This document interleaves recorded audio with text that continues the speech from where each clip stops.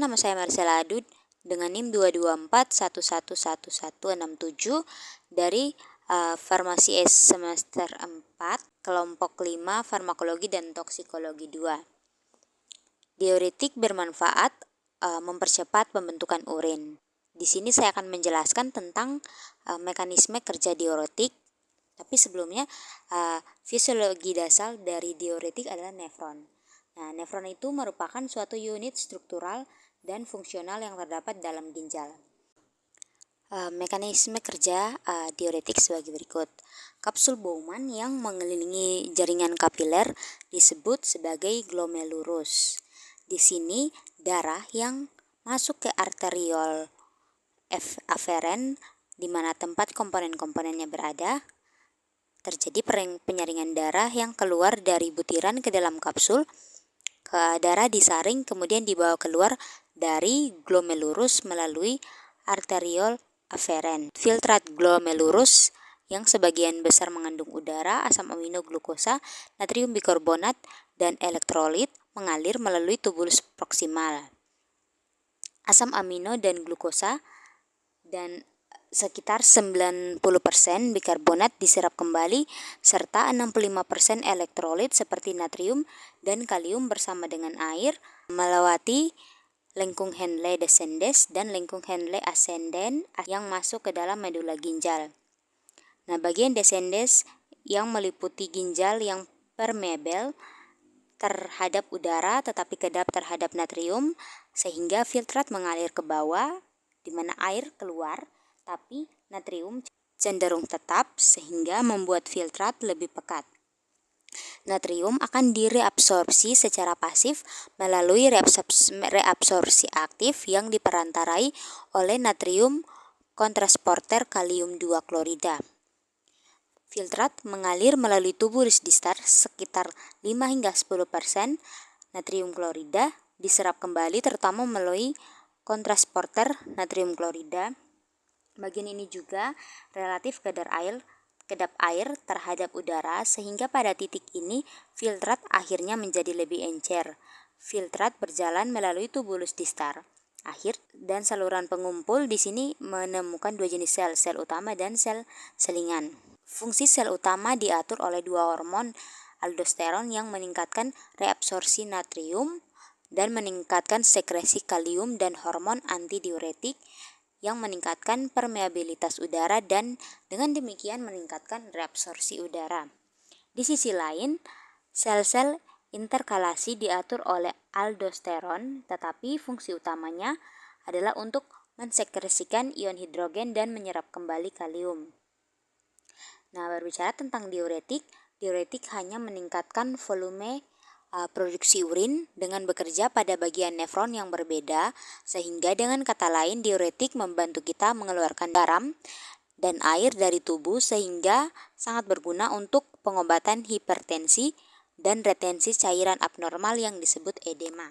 Berdasarkan mekanisme kerjanya, diuretik dibagi menjadi 5, yaitu yang pertama inhibitor karbonat anhidrase, yang kedua loop diuretik, yang ketiga diuretik tiazid, yang keempat diuretik hemat kalium, dan yang kelima diuretik osmotik. Baik, di sini saya akan melanjutkan materi tentang carbonic anhidrase inhibitors. Sebelum saya melanjutkan materi, perkenalkan nama saya Irene Ramboi Mase dengan NIM 224111163. Nah, di dalam carbonic anhidrase inhibitors itu dia menghasilkan efek diuretik yang mengurangi reabsorpsi bikarbonat di bagian proksimal. Obat yang paling populer yang termasuk dalam kelas ini itu adalah acetazolamid. Namun karena efek diuretiknya yang relatif lemah, maka acetazolamid biasanya itu digunakan untuk tindakan yang farmakologis. Sekian dan terima kasih. Loop diuretik. Obat ini bekerja di lengkung Henle khususnya di bagian ascendens, di mana obat ini menghambat kontraseptor natrium kalium 2 klorida dari semua diuretik. Agen ini menghasilkan efek diuretik paling besar karena sebanyak 25% natrium diserap kembali di bagian ascendens. Obat-obatan yang termasuk dalam kelas ini adalah bumetanide, etrakrinik acid, furosemide, dan torsemide. Efek sampingnya yaitu ketidakseimbangan elektrolit loop diuretik, dapat menyebabkan penurunan volume darah yang cepat dan berlebihan, disebut juga hipovolemia akut. Hal ini dapat menyebabkan shock, hipotensi, bahkan aritmia jantung. Diuretik tiazid. Obat ini bekerja terutama di bagian awal tubulus distal, di mana obat ini meningkatkan ekskresi natrium klorida dengan menghambat kontraseptor natrium klorida. Secara umum, tiazid menghasilkan diuresis yang agak lemah. Di sisi lain, tiazid mampu menyebabkan vasodilatasi yang mengurangi resistensi pembuluh darah perifer. Obat-obatan yang termasuk dalam kelas ini adalah kloratiazida dan hidroklorathiazid yang secara struktural mirip dengan turunan sulfonamida. Dan juga ada kartolidon, metalason, dan indapamid yang sering disebut sebagai obat mirip tiazid karena tidak memiliki cincin tiazid yang sebenarnya, tetapi memiliki mekanisme kerja yang sama. Diuretik hemat kalium.